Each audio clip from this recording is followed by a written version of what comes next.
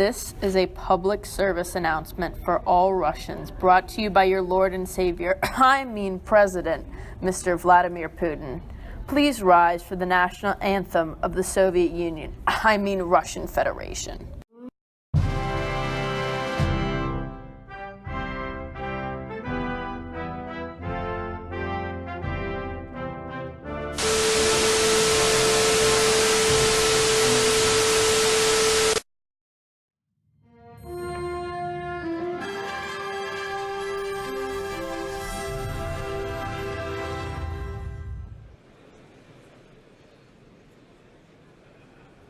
Президент Российской Федерации Владимир Владимирович Путин.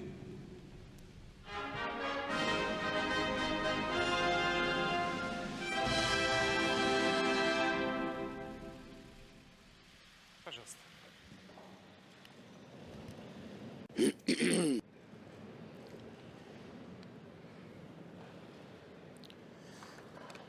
This is your President Vladimir Putin. I am here to tell you the truth, whatever you may have heard or whatever you may hear in the future. I am here to set the record straight. In the next year we will celebrate a tremendous milestone in our history.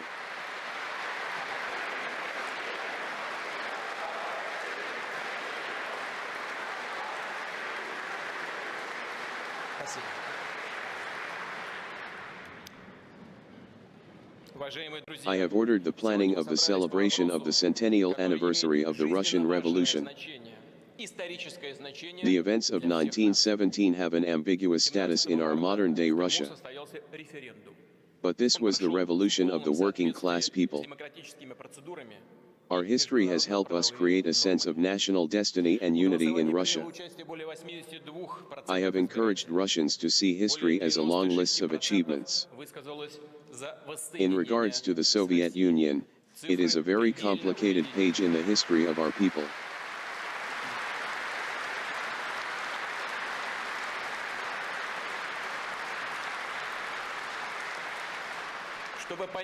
It was heroic and constructive, and it was also tragic.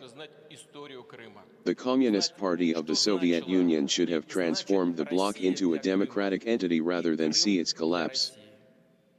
There was no need to do it. Reforms could have been undertaken, including those of a democratic nature.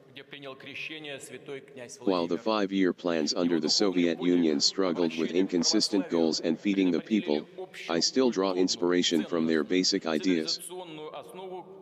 My Putin plan consists of 5 sections and has reinvigorated Russia into the glorious country it is today. The Soviet Union was once strong and it was a tragedy when it dissolved. But I continue to see the strong ideas of the democratic centralism present throughout the Soviet Union, still alive in Russia thanks to all I have done. It has been beneficial for all Russians. But, I repeat, all that is in the past.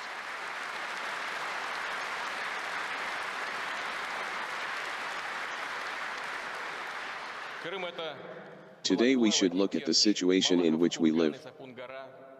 One cannot keep looking back and fretting about it, we should look forward. Our Russia was once the rat, cornered by U.S. sponsored efforts to promote democracy in its region, efforts Russians view as thinly veiled attempts at regime change, and by an arrogant Western attitude that asks Russians to accept that their days as a significant player on the world stage are long past. The rat, rather than accepting its fate, lunges at its tormentors. We are no longer that rat. We are the superpower, but we have more to reach. I will lead. You see under me, Russia's economy has improved as has the well-being of the people as I have worked hard with private corporations to strengthen the economy. Russia needs to continue being strong and competitive. I will do this through improved economic efficiency to battle the poverty and the need to provide the stable growth of people's well-being. Russian authorities should pursue smooth reforms in economy and social sphere, without shifting the entire burden on public in the course of their implementation. When it comes to economy, as well as social policy, one should carry out graded, considered reforms that are aimed to increase efficiency, restructure the economy and raise the payoffs from the support of those people who are actually in need in support on the part of the state.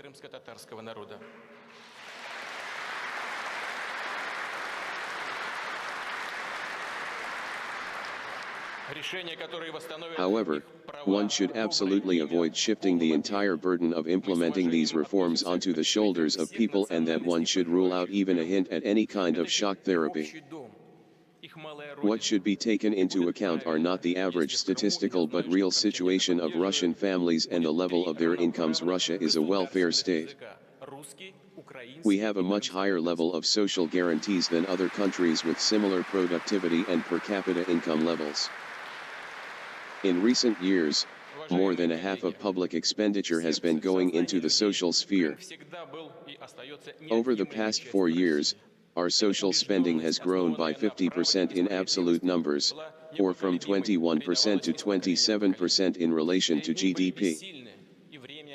None of these social guarantees was shaken by the crisis of 2008 and 2009. In fact, the wages of public sector employees even grew during that period, together with pensions and other social benefits.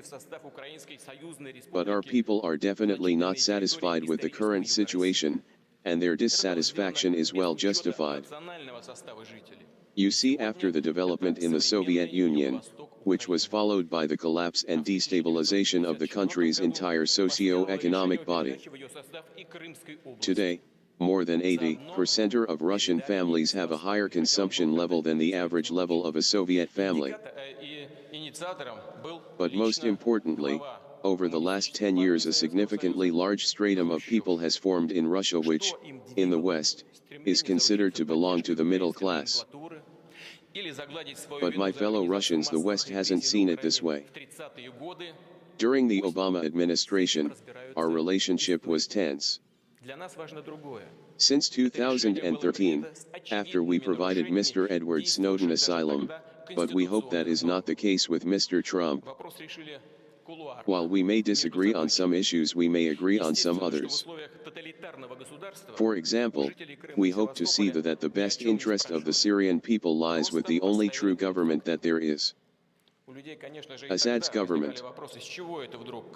We also hope that the rights of the people of Crimea are respected, and that they are given the right to choose and remain in Russia. Now more than ever the work and strength of our military matters. Tens of thousands spectators will cheered on Russia's military show, looking to the past as preparing for the future. Mighty military power is what Russia is.